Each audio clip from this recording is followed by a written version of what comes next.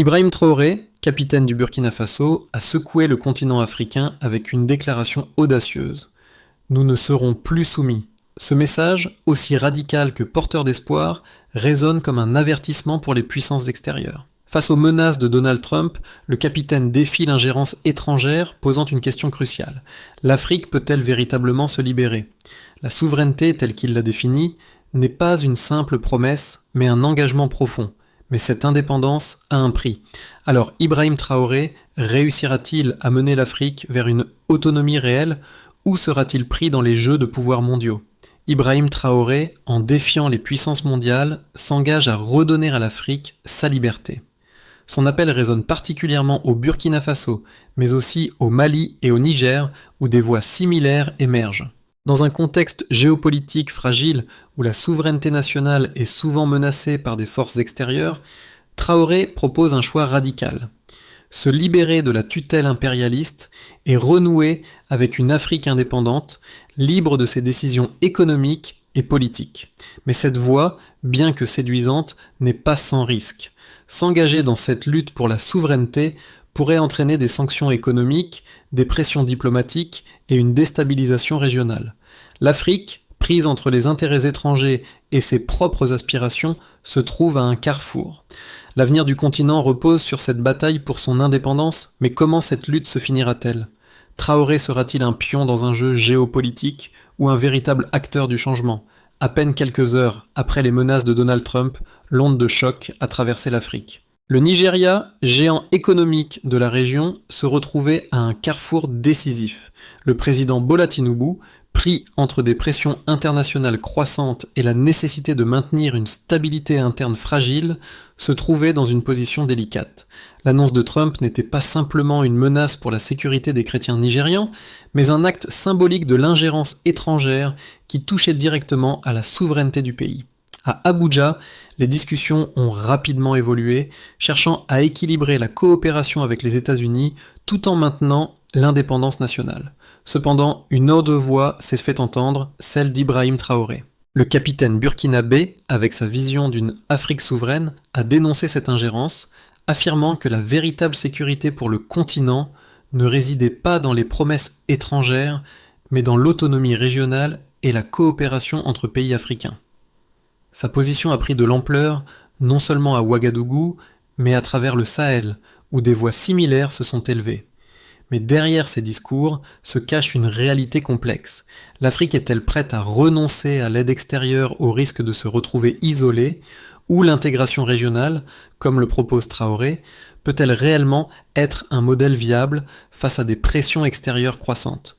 Ibrahim Traoré, capitaine du Burkina Faso, a rapidement gagné en popularité en tant que symbole d'une Afrique désireuse de briser les chaînes de la dépendance. Son ascension en tant que leader politique et militaire n'est pas seulement un produit de circonstances, mais un reflet des aspirations d'une jeunesse africaine en quête de dignité et d'autonomie. À travers ses discours et ses actions, Traoré incarne la volonté de l'Afrique de redéfinir sa place sur la scène mondiale, loin des influences extérieures. Ses prises de position sont claires. L'Afrique ne doit plus se soumettre à des puissances étrangères, mais doit se donner les moyens d'une véritable indépendance, tant sur le plan économique que militaire.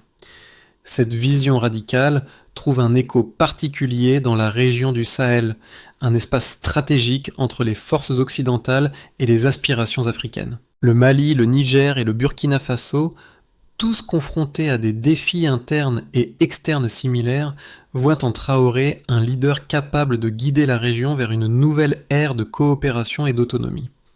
Mais son message n'est pas sans conséquences. En défiant les puissances occidentales, Traoré met en lumière les risques d'une rupture totale avec l'ordre mondial actuel.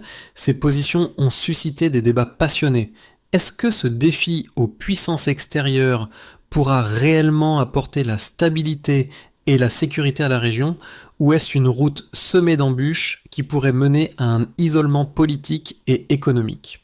L'onde de choc, causée par les déclarations de Donald Trump, a rapidement affecté la scène géopolitique de l'Afrique de l'Ouest. Dès le lendemain, les dirigeants nigérians ont dû se rassembler pour évaluer les options qui s'offraient à eux. Le président Bola Tinubu Fidèle à ses engagements envers les partenaires occidentaux, a tenté de tempérer les tensions tout en cherchant à préserver l'image de souveraineté du Nigeria. Mais la situation a pris une tournure inattendue lorsque des manifestations ont éclaté dans les grandes villes du Nigeria, exprimant un mécontentement croissant face à l'ingérence étrangère. Le contraste était frappant. D'un côté, le gouvernement nigérian tentait de maintenir ses liens avec les États-Unis pour des raisons stratégiques, et de l'autre, une partie croissante de la population, inspirée par les idées d'Ibrahim Traoré, réclamait une rupture avec l'Occident. À Ouagadougou, la réaction d'Ibrahim Traoré a été immédiate et sans équivoque.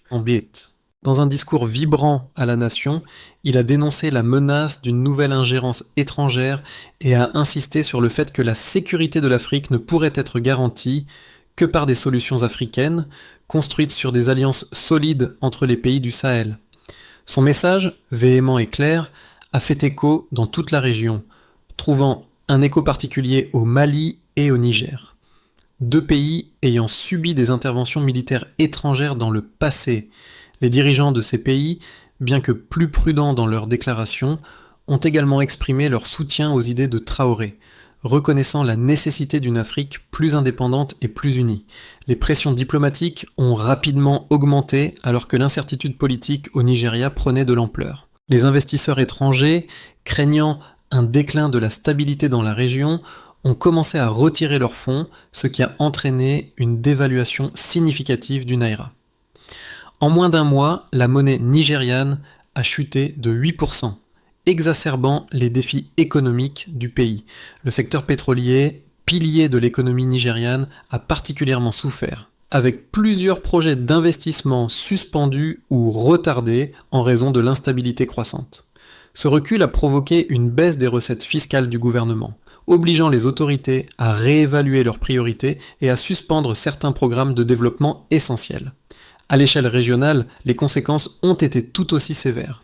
Le Sahel, déjà confronté à une insécurité grandissante en raison des activités des groupes djihadistes, s'est retrouvé dans une position encore plus vulnérable. Le Burkina Faso, sous la direction de Traoré, a intensifié ses efforts pour renforcer les liens avec ses voisins immédiats, mais cette approche n'a pas été sans risque.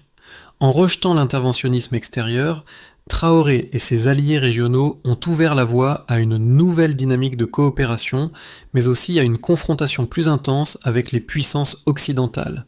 Le défi était clair, maintenir une certaine stabilité dans un environnement géopolitique de plus en plus polarisé, tout en naviguant dans un monde où les alliances étaient constamment redéfinies. Pendant ce temps, au Nigeria, la population se retrouvait de plus en plus divisée sur la question de la coopération avec l'Occident. Les jeunes, notamment ceux des classes moyennes, prenaient conscience des conséquences des choix diplomatiques actuels, voyant dans le modèle de Traoré une alternative possible à la dépendance croissante envers les puissances étrangères. Les discussions sur la souveraineté africaine ont pris une tournure nouvelle, alimentée par les manifestations populaires et les discours politiques. Pourtant, alors que les tensions internes montaient, les dirigeants nigérians se retrouvaient dans une impasse diplomatique, coincés entre le besoin de sécuriser leur avenir économique et la volonté d'affirmer leur indépendance politique. Depuis la déclaration de Donald Trump, plusieurs indicateurs économiques ont montré les répercussions profondes de la crise géopolitique sur le Nigeria et la région du Sahel. La dévaluation du naira nigérian est l'un des signes les plus frappants de l'instabilité croissante. En l'espace de seulement un mois, la monnaie nigériane a chuté de 8%, une baisse significative qui a affecté les prix des biens de consommation et provoqué une hausse de l'inflation. Selon les données de la Banque centrale du Nigeria, cette dévaluation a eu des répercussions directes sur le secteur des exportations. Les exportations de pétrole brut, qui représentent environ 90% des recettes d'exportation du pays, ont diminué de 6,2% au trimestre suivant la déclaration de Trump, entraînant une perte de près d'1 milliard de dollars dans les recettes gouvernementales. Cette réduction des exportations a eu un impact immédiat sur les finances publiques, forçant le gouvernement à ajuster ses prévisions budgétaires. La baisse des recettes a également conduit à un gel des projets d'infrastructure, en particulier dans les secteurs de la santé et de l'éducation, qui étaient déjà sous-financés.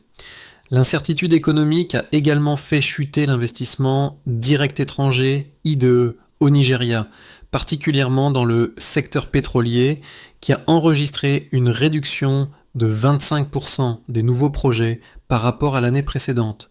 Les géants pétroliers comme Shell et ExxonMobil ont suspendu ou retardé leurs investissements, craignant que l'instabilité politique du pays n'affecte leurs opérations à long terme.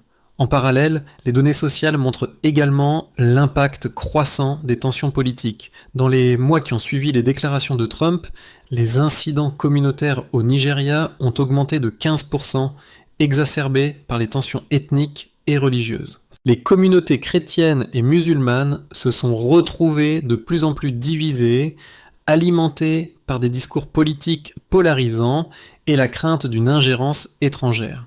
Les groupes militants, notamment dans le nord-est du pays, ont intensifié leurs attaques, profitant de la confusion générale.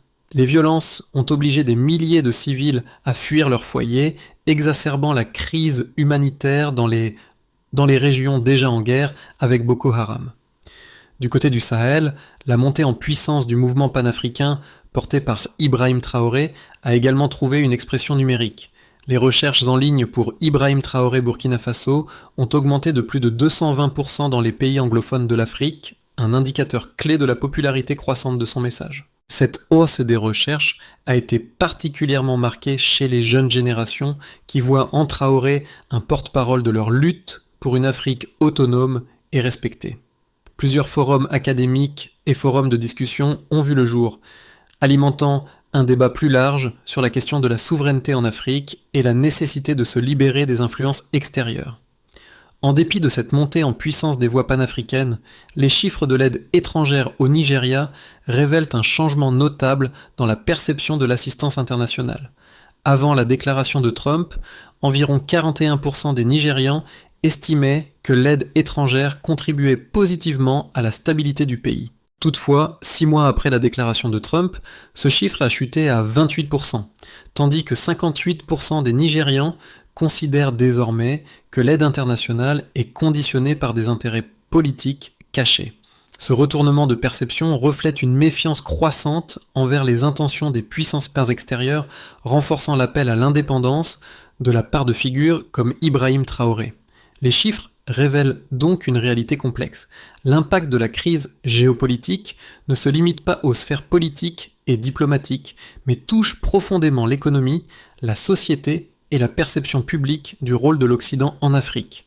Les enjeux sont de taille, et la direction que prendra le Nigeria, soutenu ou non par les puissances internationales, aura des conséquences durables pour l'avenir du continent. La question centrale qui se pose face à la montée en puissance de la vision de souveraineté d'Ibrahim Traoré est de savoir si cette approche peut réellement offrir une stabilité à long terme à l'Afrique ou si elle n'est qu'une illusion de liberté. D'un côté, les partisans de Traoré, qui partagent une vision d'indépendance totale et d'autosuffisance régionale, estiment que l'Afrique doit se libérer des chaînes de la dépendance étrangère, qu'elles soient économiques, militaires ou diplomatiques. Ils pointent les échecs passés des interventions étrangères, citant la Libye et le Mali comme des exemples où les promesses de sécurité se sont transformées en chaos et où la souveraineté nationale a été sacrifiée au nom de la protection. Leur argument repose sur la conviction que l'Afrique, en tant qu'entité souveraine, doit pouvoir gérer ses propres affaires sans ingérence extérieure, que ce soit pour la sécurité, les ressources naturelles ou les choix économiques. Cependant, cette approche se heurte à un argument puissant des opposants à cette vision. Ceux qui soutiennent une coopération continue avec l'Occident, tout en préservant une certaine souveraineté, soulignent que le monde moderne est interdépendant et qu'aucun pays, même l'Afrique la plus puissante, ne peut se permettre de s'isoler. La menace terroriste, les conflits transnationaux et les défis environnementaux sont des enjeux globaux qui exigent une coopération internationale. Dans cette perspective, les alliances avec des puissances étrangères comme les États-Unis et les pays européens, bien qu'imparfaites, sont perçues comme nécessaires pour assurer la sécurité, la stabilité économique et la modernisation des infrastructures. Selon ces analystes, un rejet complet de l'aide internationale pourrait mener à une marginalisation de l'Afrique sur la scène mondiale, ce qui la rendrait vulnérable à l'instabilité interne et aux pressions extérieures. L'un des principaux défis pour l'Afrique, en particulier pour des pays comme le Nigeria, le Burkina Faso et le Mali, réside dans le délicat équilibre entre autonomie et coopération. Une rupture trop brusque avec les partenaires occidentaux pourrait entraîner des répercussions économiques dévastatrices. L'infrastructure, la technologie et les capacités militaires modernes de l'Occident sont des éléments cruciaux dans la lutte contre les menaces transnationales. D'autre part, une dépendance excessive pourrait conduire à une perte de souveraineté réelle et à un renforcement de l'influence des puissances extérieures qui continueraient à dicter les termes de la coopération. Dans ce débat, l'un des points d'achoppement les plus forts est celui de la souveraineté.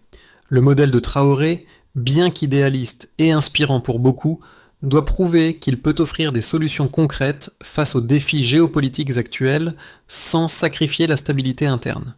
L'Afrique doit-elle risquer l'isolement pour garantir son indépendance ou choisir une voie plus nuancée qui permette de négocier sa souveraineté tout en préservant des partenariats stratégiques pour sa sécurité et son développement. Ibrahim Traoré, malgré ses prises de position radicales, semble bien plus pragmatique qu'il n'y paraît. Alors qu'il se présente comme le champion d'une Afrique libre de toute ingérence étrangère, il a subtilement commencé à chercher des alternatives à la pression internationale. Ses récents discours suggèrent un tournant stratégique. Au lieu de rejeter systématiquement toute forme de coopération, il semble désormais ouvert à des partenariats intra-africains, créant des alliances solides au sein du Sahel pour renforcer l'autonomie régionale. L'idée de Traoré de redéfinir la coopération se transforme ainsi en une tentative d'équilibrer indépendance et sécurité collective. Cette approche pourrait être un modèle plus pragmatique, permettant aux pays du Sahel de réduire leur dépendance envers les puissances étrangères, tout en maintenant une stabilité interne face aux menaces communes. Mais, à ce stade, la question demeure. Cette nouvelle voie pourrait-elle suffire à créer une Afrique véritablement souveraine, ou le défi de l'indépendance économique et militaire reste-t-il insurmontable face à un monde globalisé ? Les tensions géopolitiques n'ont pas seulement affecté les gouvernements, mais ont aussi des conséquences palpables dans les rues, les marchés et les foyers. Au Nigeria, l'impact immédiat de la dévaluation du naira est visible dans la vie quotidienne des citoyens. L'inflation a atteint un niveau record de 15%, ce qui a fait augmenter les prix des produits de base comme le riz, le maïs et l'essence. De nombreuses familles ont dû faire face à une réduction significative de leur pouvoir d'achat.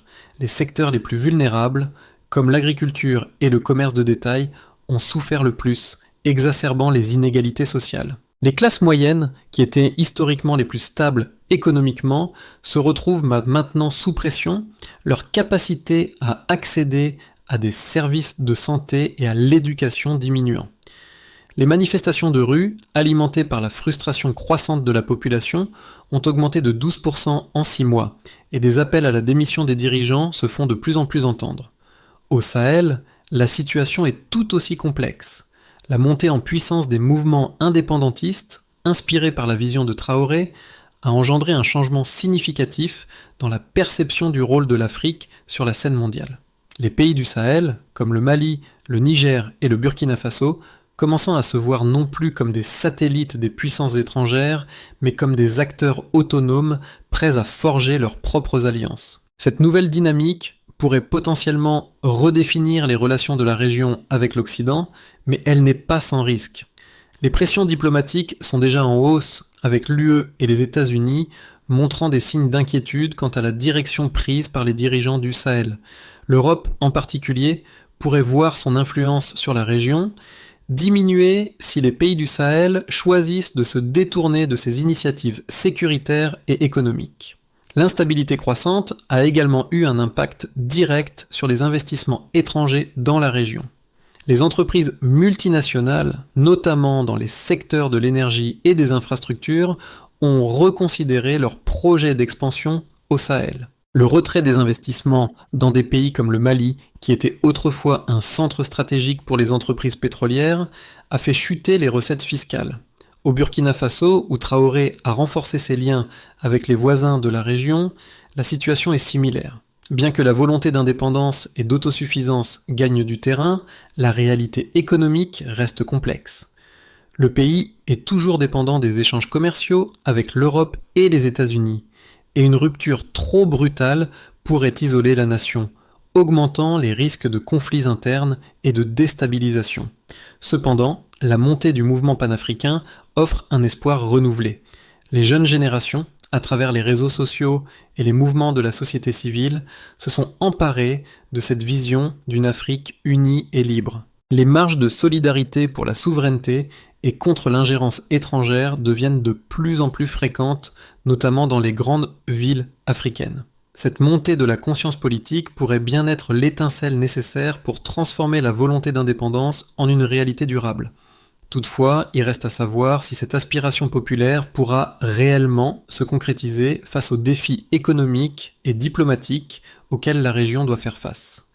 Dans les 6 à 12 prochains mois, l'Afrique de l'Ouest pourrait suivre l'un des 3 chemins distincts en fonction des choix politiques, économiques et diplomatiques qui seront faits par les leaders régionaux. Scénario 1. Il existe différents scénarios possibles. Par exemple, un premier scénario peut être stabilité relative et coopération prudente. Le premier scénario envisage une continuation de la politique actuelle où le Nigeria et ses voisins du Sahel, tout en maintenant leur indépendance proclamée, continueront à naviguer dans les eaux troubles de la diplomatie internationale.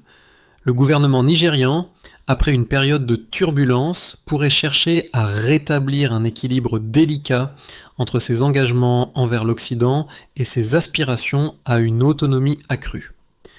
Le pays chercherait à renforcer ses alliances régionales avec les pays du Sahel, tout en gardant des relations diplomatiques ouvertes avec les puissances occidentales, notamment pour les investissements et l'aide humanitaire. Ce scénario offrirait une stabilité relative, mais pourrait à long terme fragiliser la souveraineté réelle du pays en maintenant une dépendance économique et politique vis-à-vis des grandes puissances. Scénario 2. Il existe différents scénarios possibles. Par exemple, un premier scénario peut être renaissance de l'autonomie et leadership régional. Le second scénario envisage une Afrique de l'Ouest qui prend véritablement son destin en main. Sous la pression croissante des mouvements sociaux et politiques inspirés par des leaders comme Ibrahim Traoré, le Nigeria pourrait rompre plus clairement avec ses alliés occidentaux pour renforcer les liens avec ses voisins immédiats. Ce scénario imagine un partenariat renforcé entre le Nigeria, le Mali, le Burkina Faso et le Niger, basé sur des intérêts communs de sécurité et d'autosuffisance économique. Un tel rapprochement offrirait une alternative aux interventions étrangères et marquerait le début d'une nouvelle ère de coopération régionale. Toutefois, cette stratégie comporterait des risques élevés, notamment l'isolement diplomatique, des sanctions économiques et une instabilité interne, surtout si les grandes puissances décidaient de sanctionner ces pays pour leurs choix politiques. Scénario 3. Il existe différents scénarios possibles. Par exemple, un premier scénario peut être isolement et déstabilisation accrue. Le troisième scénario, le plus sombre, envisage une rupture totale avec l'Occident, qui pourrait conduire à un isolement diplomatique et une déstabilisation interne accrue. Si les tensions politiques se poursuivent et que l'économie continue de se détériorer, le Nigeria et ses voisins pourraient se retrouver dans une impasse. Les tensions internes alimentées par des divisions sociales et ethniques croissantes pourraient entraîner une augmentation des violences et une instabilité accrue. Le retrait des investisseurs étrangers et la réduction des échanges commerciaux exacerbent la situation. Le pays risquerait de devenir un terrain fertile pour des groupes militants et des conflits internes. Dans un contexte où les pays voisins se divisent sur la manière de répondre à cette nouvelle dynamique géopolitique. Chaque scénario a ses avantages et ses défis. Le choix entre une coopération pragmatique, une indépendance radicale et l'isolement total dépendra des décisions politiques et diplomatiques qui seront prises dans les mois à venir. Le destin de l'Afrique de l'Ouest est en jeu, et le modèle de souveraineté que choisira la région marquera un tournant décisif pour son avenir.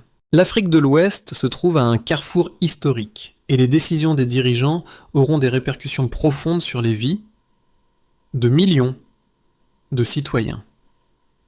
Pour les jeunes générations qui grandissent dans des villes comme Lagos, Ouagadougou ou Bamako, cette période de turbulence géopolitique est bien plus qu'une question de diplomatie ou de politique internationale.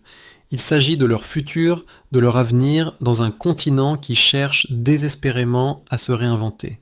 Ces jeunes, qui sont aujourd'hui plus connectés que jamais, ont vu leurs parents et leurs grands-parents vivre sous l'influence des puissances étrangères, et ils refusent d'être les spectateurs passifs de cette dynamique. Ils exigent un changement, une Afrique capable de se prendre en main et de parler d'une seule voix sur la scène mondiale. Les manifestations qui éclatent dans les rues des grandes villes ne sont pas seulement une réponse aux décisions politiques des dirigeants, mais une expression de la frustration accumulée au fil des décennies. Ils ne veulent plus de compromis ni d'alliances qui entravent leur indépendance. Ces jeunes se tournent vers des leaders comme Ibrahim Traoré, qui incarnent un idéal de liberté et de souveraineté, même si ce chemin est semé d'embûches. C'est une génération qui souhaite bâtir un avenir où la dignité et l'autonomie sont au cœur des priorités. Mais ces aspirations ne sont pas uniquement un mouvement de contestation. Elles portent également une vision de l'avenir, une Afrique plus forte, plus résiliente, qui peut gérer ses propres affaires sans dépendre des décisions extérieures. Ce changement de mentalité pourrait redéfinir la trajectoire du continent, tout en inspirant une nouvelle génération de leaders prêts à porter cette vision plus indépendante et ambitieuse. Pour que l'Afrique de l'Ouest puisse avancer vers une véritable indépendance, plusieurs étapes clés doivent être franchies. La première consiste à renforcer la coopération intra-africaine, en particulier entre les pays du Sahel, pour créer une coalition solide contre les ingérences extérieures. Cette alliance régionale permettrait de partager les ressources, les informations et de coordonner les efforts de sécurité tout en minimisant la dépendance vis-à-vis des puissances étrangères. Le développement d'infrastructures communes, comme des réseaux énergétiques ou des projets agricoles collectifs, pourrait également renforcer l'autosuffisance économique de la région. La deuxième étape est la réforme économique en profondeur.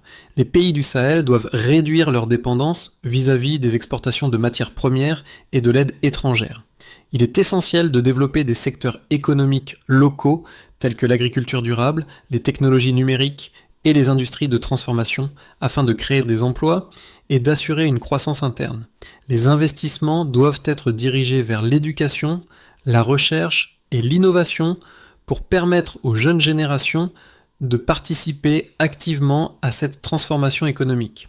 Enfin, la troisième étape est d'améliorer la gouvernance et la transparence politique. Les citoyens doivent être impliqués dans le processus décisionnel, non seulement par le biais des élections, mais aussi en établissant des mécanismes de responsabilité dans la gestion des ressources publiques. La lutte contre la corruption et la promotion de la transparence seront des éléments clés pour assurer la pérennité de cette souveraineté retrouvée. Ce n'est qu'en réunissant ces conditions que l'Afrique de l'Ouest pourra bâtir un avenir où les décisions sont prises par et pour les Africains dans le respect de leur indépendance et de leur dignité. La route vers l'indépendance de l'Afrique n'est pas facile, mais le rêve d'une Afrique libre et souveraine résonne de plus en plus fort dans le cœur des Africains. Ibrahim Traoré, à travers son discours, a ravivé une flamme d'espoir, un rappel que la dignité et la souveraineté sont des objectifs qui valent la peine d'être poursuivis, même au prix de grands sacrifices. Ce n'est pas seulement une bataille pour le Burkina Faso, mais pour tout le continent, qui doit se réapproprier son destin face aux influences extérieures.